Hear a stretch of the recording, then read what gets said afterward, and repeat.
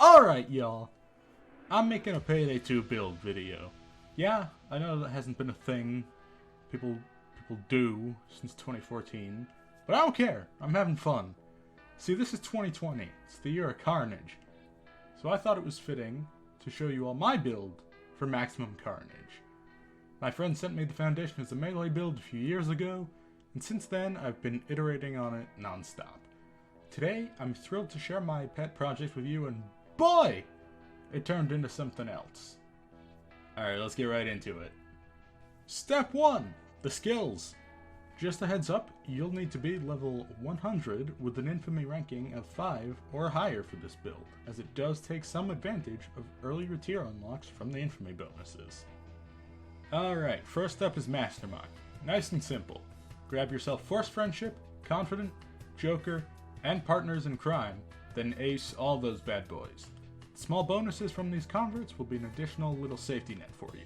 It's unlikely you'll need them, but it couldn't hurt to have them. Next we're heading to Enforcer, which is where a lot of the action for this build happens.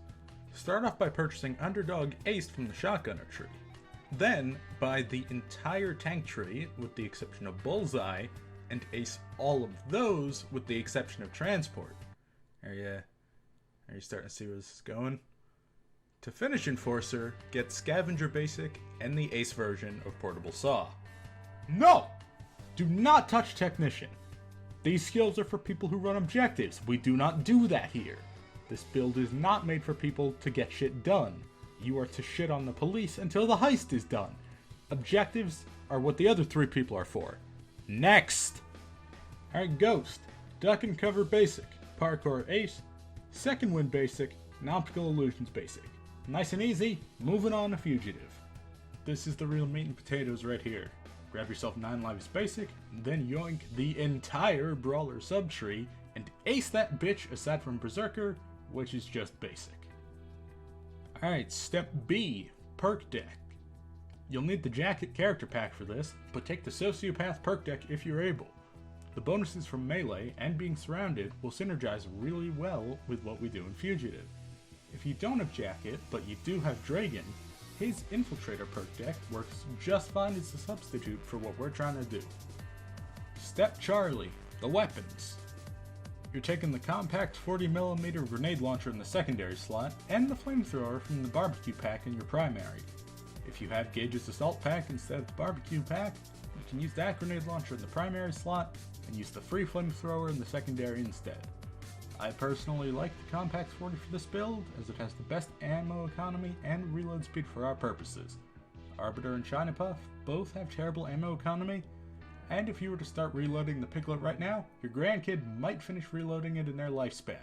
For throwables, I'd grab the throwing knives from the John Wick weapon pack. Those are the only ones with decent damage that are also both fast and don't run the risk of exploding when you're surrounded, which you often will be with this build. If you haven't pieced it together yet, here's the bread and butter of this build. Thanks to Frenzy keeping us at low health to activate the maximum benefit from Berserker, we're starting with an additional 250% bonus to melee damage on every swing. Thanks to Pumping Iron, that's another 100% increase. Now remember, we got Bloodthirst on this build. Each kill with a ranged weapon adds 100% melee damage to your next swing, with a maximum of 1600. Since you've got that grenade launcher, you'll be charging that bonus real quick. Assuming you've got it at max, that's a total of 1950% increased melee damage. If your target survives all of that bullshit, just swing again! You'll lose the Bloodthirst damage, but thanks to Overdog, which is the first perk in both Infiltrator and Sociopath, immediately taking another swing after the first connects gives you a 10 times multiplier on your melee's base damage, which then gains that 350% boost from Berserker and Pumping Iron.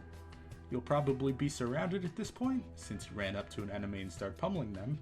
However, thanks to all your Enforcer, Fugitive, and perk deck bonuses, you've not only got tons of resistances built up, but you've buffed the damage of the flamethrower you put on. So when you're surrounded, become a flaming tornado! It'll do tons of damage and stun your enemies, allowing you to escape and restart the cycle again with the grenade launcher. If you don't like numbers, which I don't either, here's the simple version. Take out some big crowds with your grenade launcher, Then beat the shit out of your least favorite enemy until they die. Then, whip out your flamethrower for whoever's still left. Rinse and repeat. Shields? Not a problem. Burn them, batter them, or blow them up. Literally everything in this build bullies them in a similar manner to the way you can assert your dominance over cloakers. The biggest threat to this build would be the snipers. Nothing can deal with them unless you get good at arcing grenade shots. I'm not good at that. Obviously some melee weapons are better than others, but even using the worst I could, I was still getting a decent amount of kills on Deathwish, and I had no struggle at all on Mayhem. This build probably won't hold up on Death Sentence, but it's not meant to. It's a stupid gag I threw together with the intent to make more of the melee weapons usable and, more importantly, fun.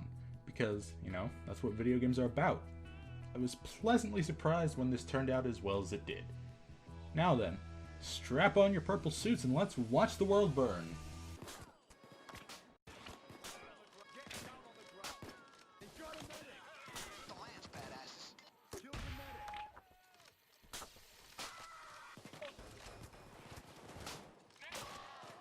You